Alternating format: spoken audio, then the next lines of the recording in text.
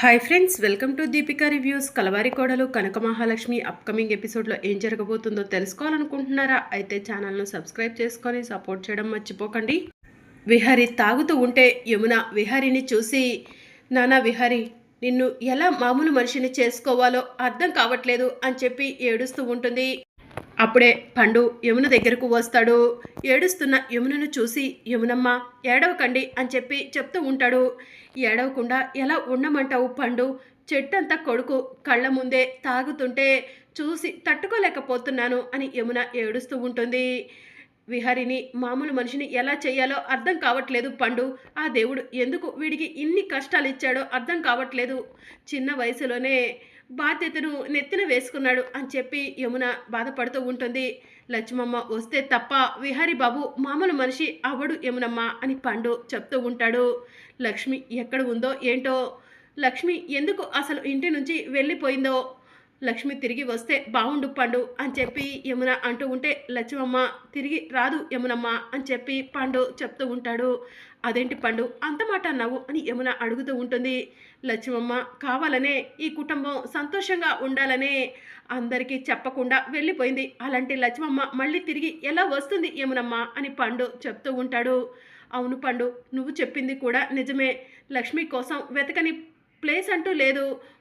ఎక్కడ ఉన్న లక్ష్మి తనంతటా తాను వస్తే తప్ప మన లక్ష్మిని వెతికి పట్టుకోలేము అని చెప్పి యమున ఏడుస్తూ ఉంటుంది. ఇక మరోవైపు అంబిక ఇంట్లోకి వస్తూ ఉంటుంది. తాగి ఉన్న విహారిని చూసి, ఏంటి వదిన వీడు ఇలా తయారయ్యాడు అని చెప్పి యమునని అడుగుతూ ఉంటుంది. వీడు ఇలా తయారవటానికి అసలు కారణం ఏమై ఉంటుంది? వీడు ఇలా బిహేవ్ చేస్తూ ఆఫీస్ని, బిజినెస్ని, ఇంటిని పట్టించుకోవట్లేదు. ఇప్పటికే మన బిజినెస్లన్నీ కూడా లాస్లో నడుస్తున్నాయి అని చెప్పి అంబిక అంటూ ఉంటుంది. అంబిక, నువ్వు చెప్పేది నిజమా అని యమున అడుగుతూ ఉంటుంది. అవును వదిన, ఒకప్పుడు సిటీలోనే నెంబర్ 1 టాప్ కంపెనీల్లో మనది కూడా ఒక కంపెనీగా ఉండేది. ఇప్పుడు విహారీ సరిగా కంపెనీలను పట్టించుకోకపోవడం వల్ల కంపెనీ రెప్యుటేషన్ తగ్గిపోయింది. మన కంపెనీలో ఉన్న బోర్డ్ ఆఫ్ డైరెక్టర్స్ అందరూ కూడా విహారీని చైర్మన్ పదవి నుంచి దించాలని మాట్లాడుకుంటున్నారు వదిన అని చెప్పి అంబిక చెప్తూ ఉంటుంది. విహారీ ఎప్పుడు మామూలు స్థితికి వస్తాడో, కంపెనీలను, బిజినెస్లను ఎప్పుడు కేర్ చేస్తాడో అర్థం కావట్లేదు అని అంబిక చెప్తూ ఉంటుంది. ఇంకా మన కంపెనీలు దిగజారిపోవడం కన్నా కూడా కంపెనీలను ఎవరో ఒకరు గట్టిగా హ్యాండిల్ చేస్తే తిరిగి మళ్ళీ మామూలు స్థాయిలో మన కంపెనీలు నిలబడతాయేమో అనిపిస్తుంది వదిన అని అంబిక చెప్తూ ఉంటుంది.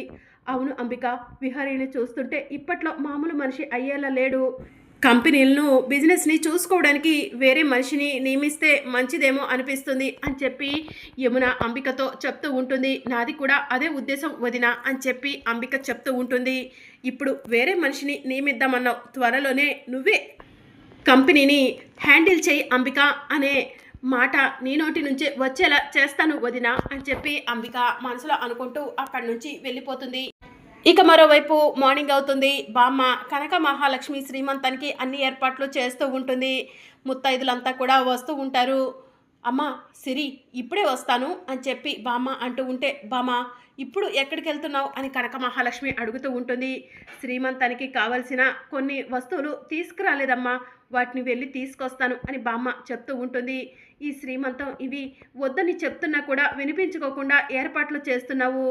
ఒక్కదానివి ఎక్కడికైనా వెళ్తావు, ఎన్నైనా తీసుకొస్తావు బామ్మ అని చెప్పి కనక మహాలక్ష్మి చెప్తూ ఉంటుంది. నా మనవరాలు ఉండుంటే ఇవన్నీ నా మనవరాలికి చెయ్యనమ్మా. నాకు ఓపిక ఉన్నా లేకపోయినా నా మనవరాలికి ఎలా అయితే చేస్తానో నీకు కూడా అలానే చేస్తానమ్మా. ఎందుకంటే నా మనవరాల్ని నీలో చూసుకుంటున్నాను అని బామ్మ చెప్తూ ఉంటుంది. బామ్మ నువ్వు నాకు దొరకటం నా అదృష్టం అని చెప్పి కనక మహాలక్ష్మి అంటూ ఉంటే, అమ్మ సిరి నువ్వు దొరకటమే నా అదృష్టం అమ్మ. నువ్వు వచ్చిన తర్వాతే నా దగ్గరకు సిరి సంపదలు వచ్చాయి అని చెప్పి బామ్మ చెప్తూ ఉంటుంది. ఇంకా వచ్చిన ముత్తైదుల్లో కొంతమందిని మా సిరిని చూస్తూ ఉండండి, నేను ఇప్పుడే వస్తాను అని చెప్పి బామ్మ బజార్కు వెళ్తుంది. శ్రీమంతానికి కావలసిన పూలు, పండ్లు, గాజులు, కుంకుమ అన్నీ కూడా తీసుకొని త్వరగా ఇంటికి వెళ్ళాలి. ముత్తైదులు వచ్చారు కూడా, నేనేమో తర్వాత తీసుకొచ్చుకుందామని చెప్పేసి అలానే కూర్చున్నాను. ముత్తైదుల్ని సిరికి కాపలాగా పెట్టి నేను సామాన్ల కోసం ఇలా బయటికి రావాల్సి వచ్చింది, త్వరగా వెళ్ళాలి అని బామ్మ కంగారుగా నడుచుకుంటూ రోడ్డు మీద సామాన్లు తీసుకొని వస్తూ ఉంటుంది. ఇక మరోవైపు విహారి ఇంట్లో నుంచి బయటకు వస్తూ ఉంటాడు. నాన్న విహారి ఎక్కడికి అని చెప్పి యమున అడుగుతూ ఉంటుంది. ఇంట్లో ఉండి ఏం చేయమంటావమ్మా? నాకు ఇంట్లో ఎక్కడ చూసినా కూడా నా కనకమే కనిపిస్తుంది. కనకం లేకుండా నేను ఉండలేవనమ్మా. కనకం ఎక్కడో ఒక చోట నాకు కనిపిస్తుందేమోనన్న నమ్మకంతో రోడ్లు పట్టుకొని తిరుగుతున్నానమ్మా అని విహారి అంటూ ఉంటాడు. నాన్న విహారి, లక్ష్మిని నువ్వు వెతికి తీసుకురావాలనుకుంటున్నావు, కానీ లక్ష్మి మనల్ని వద్దనుకొని వెళ్ళిపోయింది. అలాంటి లక్ష్మిని నువ్వు ఎక్కడైనా వెతుకుతావు, ఎక్కడైనా తీసుకొస్తావు విహారి అని చెప్పి యమున అంటూ ఉంటుంది. అవన్నీ నాకు తెలియదమ్మా. కనకాన్ని తీసుకొచ్చిన తర్వాతే నేను మనశ్శాంతిగా ఇంట్లో ఉంటాను. అప్పటి వరకు ఇలా రోడ్లు పట్టుకొని తిరుగుతూనే ఉంటాను అని విహారి మందు తాగుతూ కార్ దగ్గరికి వెళ్తూ ఉంటాడు. నానా విహారి, తాగి డ్రైవ్ చేయకూడదురా, అది ప్రాణానికే ప్రమాదం రా అని చెప్పి యమున అంటూ ఉంటుంది. పర్వాలేదమ్మా, కనకం లేని ఈ ప్రాణం ఉంటే ఎంత, లేకపోతే ఎంత అని విహారి అంటూ ఉంటాడు. ఒరే ఏంట్రా అలా మాట్లాడుతున్నావు? నీ పైన ఎంతమంది ప్రాణాలు పెట్టుకొని ఉన్నామో తెలుసా?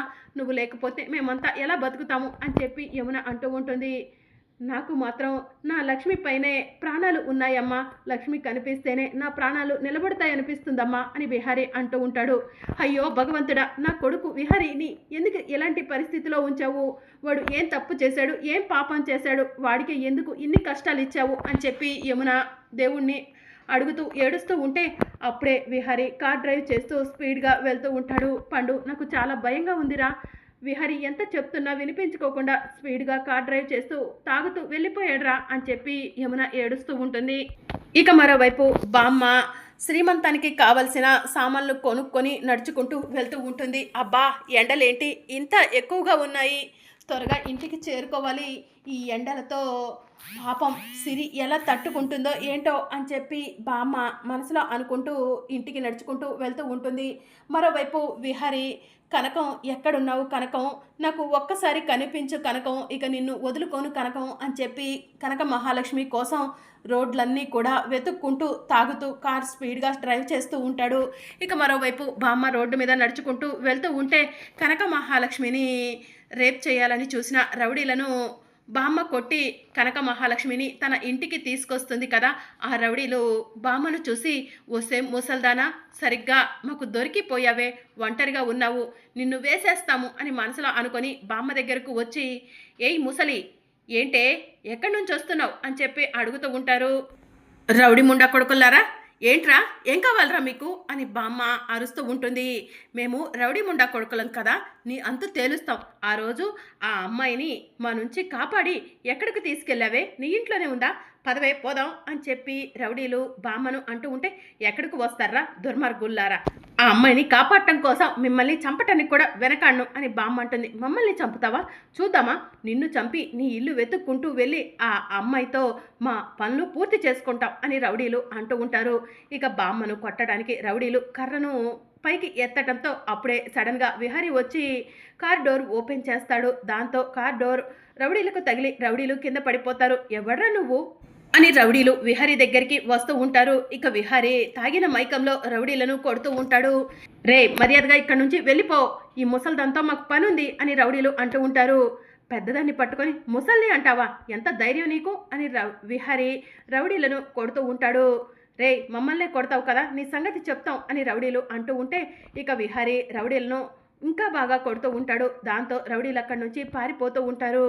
బాబు, ఎవరు నువ్వు, సమయానికి వచ్చి నన్ను కాపాడావు అని బామ్మ అంటూ ఉంటుంది. నా పేరు విహారీ బామ్మ అని విహారీ చెప్తూ ఉంటాడు. బాబు, చూడటానికి చక్కగా ఉన్నావు, ఎందుకు ఈ పాడు తాగుడు అని బామ్మ అంటూ ఉంటుంది. నా కనక మహాలక్ష్మి నన్ను వదిలి వెళ్ళిపోయింది, కనక మహాలక్ష్మి కోసమే నేను తాగుతున్నాను అని విహారీ చెప్తూ ఉంటాడు. కనక మహాలక్ష్మి అంటే నీ భార్య బాబు అని చెప్పి బామ్మ అడుగుతూ ఉంటుంది.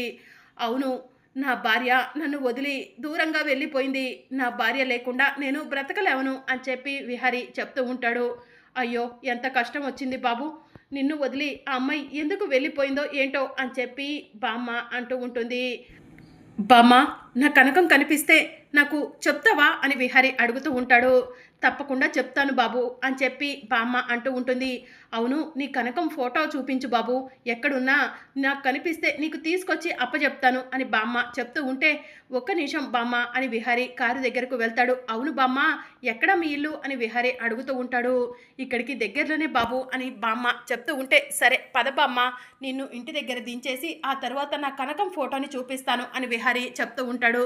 రా బాబు వెళ్దాము అని బామ్మ విహారీ కారు ఎక్కి కూర్చుంటుంది.